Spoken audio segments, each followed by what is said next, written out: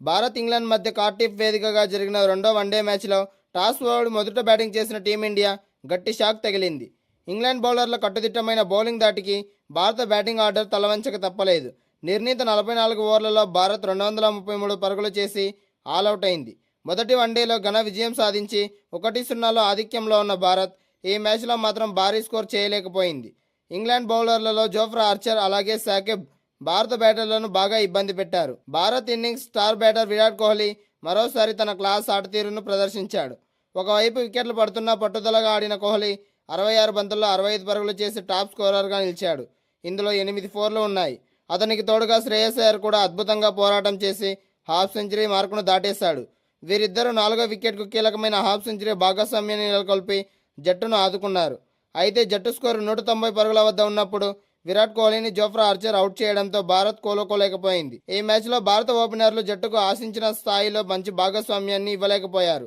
Captain Shubman Gill 30 బంతుల్లో 31 పరుగులు చేసి అట్కిన్సన్ బౌలింగ్లో 8వ ఓవర్లోనే పెవిలియన్ చేరాడు. మరో ఓపెనర్ రోహిత్ శర్మ కాస్త నెమ్మదిగా ఆడి 47 బంతుల్లో 26 పరుగులు మాత్రమే చేసి విల్ జాక్స్ బౌలింగ్లో అవుట్ అయ్యాడు. కేఎల్ రాహుల్ స్థానంలో జట్టులోకి వచ్చిన wicket keeper batter Ishan Kishan కూడా కేవలం 1 పరుగు మాత్రమే చేసి శామ్ కరణ్ బౌలింగ్లో దొరికిపోయాడు.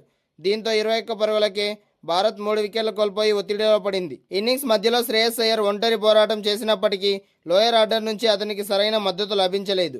వాషింగ్టన్ సుందర్ 5 బంతుల్లో 2 పరుగులు మాత్రమే చేసి సాకిబ్ వికెట్ సమర్పించుకున్నాడు.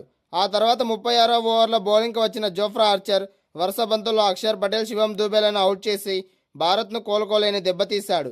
అక్షర్ 1 పరుగు చేయగా దూబే కనీసం ఖాతా తెరవకుండానే వెనుదిరిగాడు. ఆఖర్లో గుర్నూర్ బ్రార్ 15 బంతుల్లో 7 పరుగులు చేసి 8వ వికెట్కు అవుట్ అయ్యాడు. చివరి వికెట్కు పరుగులు రావడం కష్టంగా మారిన సమయంలో team India star bowler Jasprit Bumrah బ్యాట్తో అద్భుతాలు విన్యాసాలు చేశాడు. సాకిబ్ వేసిన ఓవర్లో బుమ్రా రెచ్చిపోయి ఆడాడు. ఆ ఓవర్లో వరుసగా 3 ఫోర్లు, ఒక భారీ సిక్సర్ బాది ఏకంగా 18 పరుగులు రాబట్టాడు. బుమ్రా వేగంగా ఆడడం వల్ల భారత్ స్కోరు 230 దాటగలిగింది. ఈ మ్యాచ్లో England captain Harry Brook toss గెలిచి మొదట బౌలింగ్ ఎంచుకున్నాడు.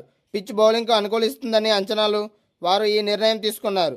దానికి తగ్గట్టుగానే వాళ్ళ బౌలర్లు రాణించారు. ఈ మ్యాచ్ కోసం రెండు జట్లు తమ ప్లేయింగ్ 11లో మార్పులు చేశాయి. ఇంగ్లాండ్ జట్టులో జోస్ టంగ్ అలాగే లియామ్ డాసన్ స్థానాల్లో సాకిబ్ అలాగే గట్కిసన్ అవకాశం దక్కింది. భారత్ తరపున గాయపడిన కేఎల్ రాహుల్ స్థానంలో ఇషాన్ కిషన్ జట్టులోకి తీసుకున్నారు.